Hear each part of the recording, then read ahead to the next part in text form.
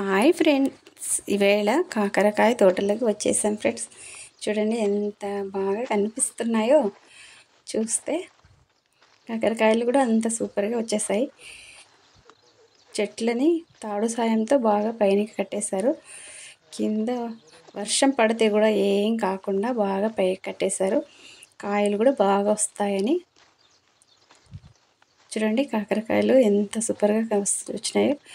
కింద ప్లేస్ ఉంటుంది కదా ఫ్రెండ్స్, కాకరకాయ చెట్టు పక్కన ఆ ప్లేస్లో పాలాకు, చుక్కాకు వేసేసారు. చూడండి కింద మొత్తం ఎంత బాగా కనిపిస్తుంది చూడండి ఫ్రెండ్స్.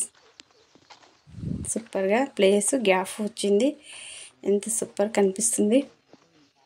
ఇలా కొద్ది ప్లేస్లోనే ఇంత బాగా చేసుకోవచ్చని ఇలాంటి వాళ్ళని చూసి నేర్చుకోవాలి ఫ్రెండ్స్. బాగా చేశారు కదా సార్ ఫ్రెండ్స్. బాయ్.